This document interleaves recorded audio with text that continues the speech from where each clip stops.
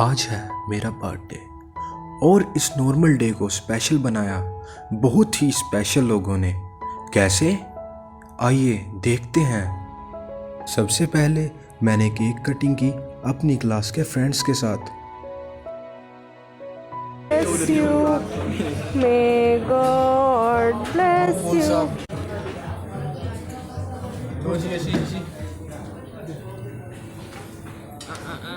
भाई what goes around comes back. हमारी तरफ से भी खिलवाओ। ये पूरा ही यहाँ पे हमने खूब एंजॉय किया। उसके बाद गए हम इस्कॉन दिल्ली। वहाँ पे बहुत ही बड़ा सरप्राइज़ मेरा वेट कर रहा था। जानने के लिए बने रहिए हमारे साथ। ये हुई हमारी एंट्री टेंपल में। टेंपल में एंटर होते ही पॉजिटिविटी मेरी वेन्स में फ्लो करने लग गई। भगवान के विग्रह रूप को देखकर आनंद की अनुभूति होने लगी। फिर हमने आरती अटेंड की। आरती अटेंड करके मैं पूरी एनर्जी से भर गया। जैसे लोग रेड बुल या कॉफ़ी पीकर एनर्जेटिक फील करते हैं, वैसे ही stimulant for my brain receptors is Aarti. हमेशा की तरह मुझे टेंपल कैंपस को एक्सप्लोर करने में बहुत मज़ा आया। फिर हम गए सेमिनार हॉल।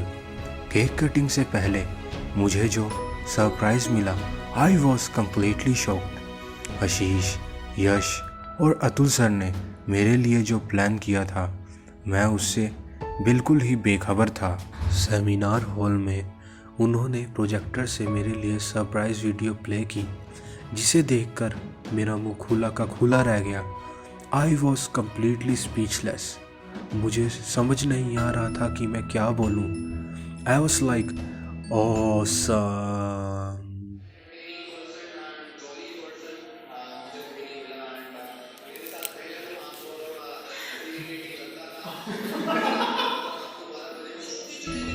इस वीडियो का लिंक मैंने डिस्क्रिप्शन में डाल दिया है, आप भी इसे देख सकते हो। इस वीडियो ने मेरे बर्थडे को स्पेशल बना दिया। सच में सभी लोगों का बहुत बहुत दिल से धन्यवाद, जिन्होंने इस वीडियो को बनाने में अपना योगदान दिया। इसके बाद हुई cake cutting. I am very lucky because I cut cake with my mentor Madhav प्रभु। हरे हरे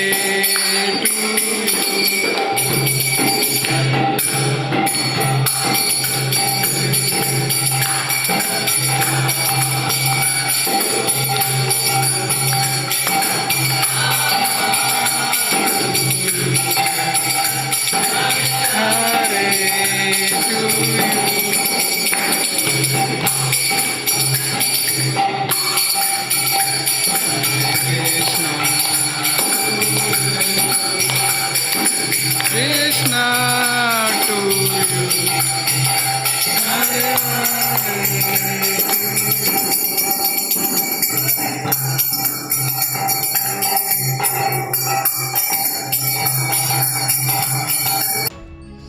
उसके बाद बारी थी खाने पीने की। गोविंदास रेस्टोरेंट बंद था, तो इसलिए हम राजू के रेस्टोरेंट में गए, क्योंकि यहाँ पे खाना विदाउट अनियन एंड गार्लिक वाला होता है और खाना सच में टेस्टी भी था। खाना खाकर हम पहुँचे घर, पर अभी मेरी बर्थडे सेलिब्रेशन ख़त्म नहीं हुई। असली सेलिब्रेशन तो वृंदावन धाम में शुरू होनी थी, because every moment in Vrindavan is special. लो जी, नेक्स्ट डे सुबह सुबह हम निकल पड़े वृंदावन के लिए with full of positivity and enthusiasm. Vrindavan की भूमि पर कदम रखते ही पॉजिटिविटी का एहसास हुआ, जिसे मैं शब्दों में बयान नहीं कर सकता। आप जब आओगे आपको तभी पता चलेगा। ये फीलिंग कुछ अलग सी फीलिंग होती है। फिर हमने मंदिर में प्रसाद लिया। प्रसाद में पाव भाजी और इम्यूनिटी बढ़ाने के लिए काढ़ा भी था। उसके बाद हम आए इस्कॉन वृंदावन में। इस्कॉन के फाउंडर आचार्य श्रीला प्रभुपाद जी की समाधि पर उनके दर्शन करके हमने उनकी ब्लेसिंग्स ली। यहाँ से आकर फिर हम बढ़े मेन टेम्पल हॉल की तरफ। ठाकुर जी के दर्शन करने के लिए मुझसे इंतज़ार नहीं हो रहा था, बट फाइनली वो मोमेंट आ ही गया।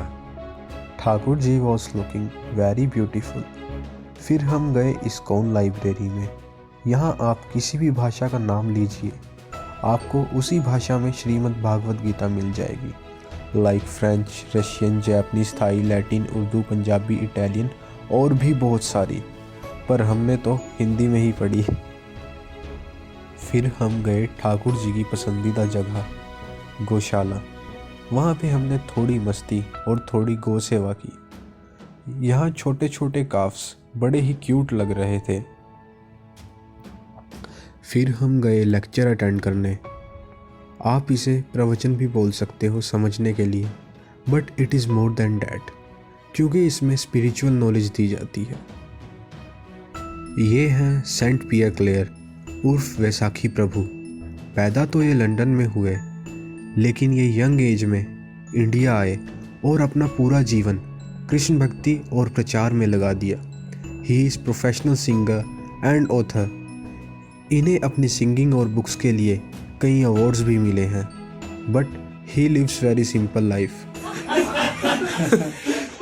He didn't offer his obeisances. He was standing up and watching. He said, "You're not a devotee. You were the most fallen.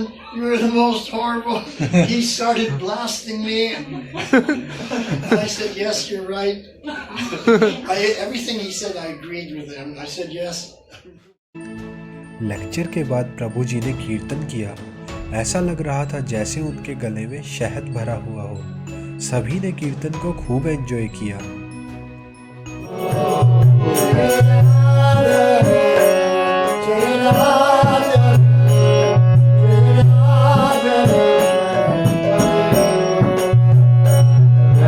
Radharaman जय राधारमन, जय राधारमन हरि बोल, जय राधारमन हरि बोल।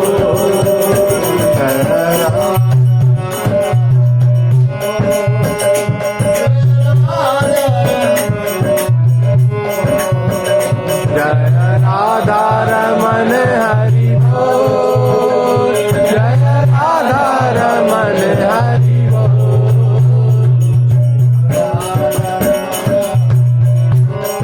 उसके बाद हम गए गोविंदास रेस्टोरेंट पेट पूजा करने के लिए। Here I wanted to cut birthday cake again, पर इसके लिए मुझे 4 घंटे पहले ऑर्डर करना पड़ता। मुझे ये पता नहीं था, पर कोई चक्कर नहीं, हमने वैसे ही खा पी लिया। उसके बाद हम गए वैदिक school which is funded by ISKCON.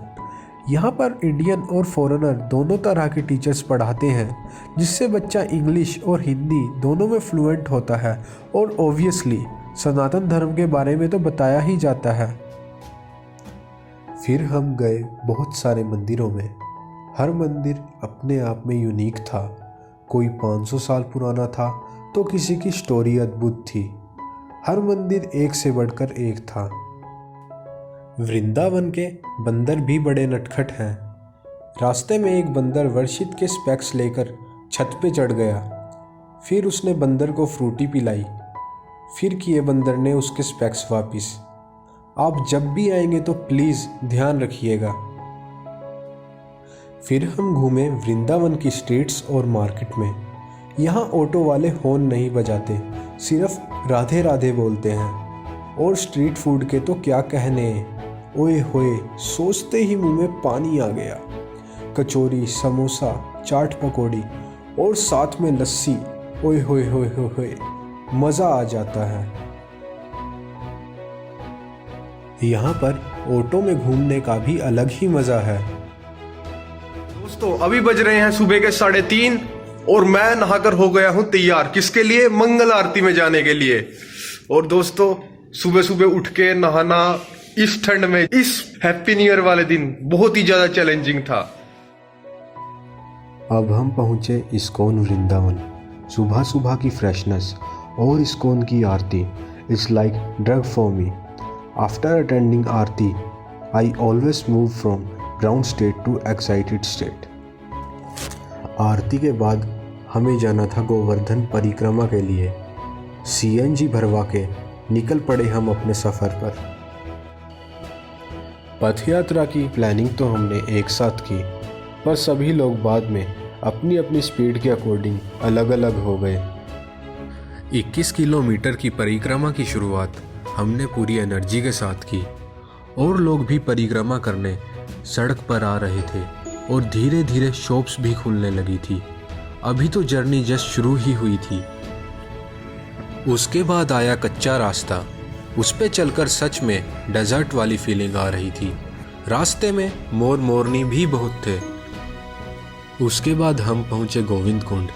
यहाँ पर डीटीज को आप टच भी कर सकते हो। यहाँ पहुंचकर लगभग हमारी आधी जर्नी कंप्लीट हो चुकी थी। सीमा प्रारंभ। अरे वाह, लो भाई, एक पैर मेरा यूपी में, एक पैर राजस्थान में। रास्ते में हमें बहुत अद्भुत नज़ारे देखने को मिल रहे थे। We were enjoying those moments. ना कोई थकान, ना ही कोई परेशानी। We were going non stop. पर धीरे धीरे हमारे पैरों में दर्द होना शुरू हो गया और दर्द धीरे धीरे बढ़ता जा रहा था, पर हम बिना रुके चलते जा रहे थे। परिक्रमा एंड होने में जब 4 किलोमीटर बचे थे, तब हमें लगा कि थोड़ा रुकना चाहिए। फिर हमने पिया गन्ने का रस। सच में आनंद ही आ गया। उसके बाद हम राधा कुंड पर पहुंच ही गए। वो हमारी परिक्रमा का एंड पॉइंट था। राधा कुंड और श्याम कुंड पर हमने आचमन किया। फिर हमारी परिक्रमा समाप्त हुई। So finally we completed Govardhan परिक्रमा। सो जो मेरे जैसे लोग हैं, जो लॉकडाउन में जिन्होंने कुछ नहीं किया, मोटे होते गए, खाते गए, तो वो भी कर सकते हैं। ऐसी कोई घबराने वाली बात नहीं है। बस आपको प्रे करना पड़ेगा गिरिराज जी से कि हमें ब्लेस कीजिए कि हम ये परिक्रमा पूरी कर पाएँ और जो हम भक्ति में आगे बढ़ें। तो ऐसे हम प्रे करेंगे तो गिरिराज जी हमारी हेल्प करेंगे और हम अच्छे से परिक्रमा पूरी कर सकते हैं। है तो परिक्रमा 21 किलोमीटर की। आपको कोई भी थकान नहीं होगी, कुछ भी नहीं होगा, बस हल्का फुल्का पैरों में दर्द होएगा। अगर आप थोड़ी गंदी गंदी शक्लें बनाओगे, आओ, फिर थोड़ा सा रिलीफ मिलता है। ठीक है, बाकी नाम लेते हुए जाइए, हरे कृष्णा हरे राम, तो उससे भी काफ़ी रिलीफ मिलता है। परिक्रमा करके जोरों की भूख लग रही थी। फिर हम पहुँचे यहाँ गौड़िया मठ में। हम अनियन गार्लिक तो खाते नहीं, इसलिए हम इसी टाइप की जगह पे ही प्रसाद लेते हैं। हरि बोल। सब भक्तों का बहुत बहुत धन्यवाद। सभी भक्तों ने आज गोवर्धन जी की परिक्रमा करी है। हरि बोल। हरि बोल। ओंकार ने करी, ओंकार का बहुत बहुत धन्यवाद। थैंक यू प्रभु जी। उसके बाद हम पहुंचे नंद भवन। ये है कृष्णा का घर। कृष्णा बचपन में यहाँ रहा करते थे। नंद भवन नंदगांव के बिल्कुल टॉप में है। ये हैं यहाँ के डीटीज: नंद बाबा, यशोदा मैया, कृष्णा, बलराम। ये है नंद भवन का टॉप व्यू। आहा हा, आनंद ही आनंद। सीरियसली यहाँ पे फ़ोटोज़ खिंचाने में अलग ही मज़ा आता है। फ़ोटोज़ क्लिक करवाकर हम वापस निकल पड़े फरीदाबाद के लिए। सच में इस ट्रिप में बहुत मज़ा आया और मैंने इस ट्रिप से बहुत कुछ सीखा। बिलासपुर यमुनानगर से इतनी दूर आना मेरा सफल हो गया। So that's the end of our journey. This is Omkar Atwal signing off. Bye bye, tata. मिलते हैं किसी और ट्रिप पर।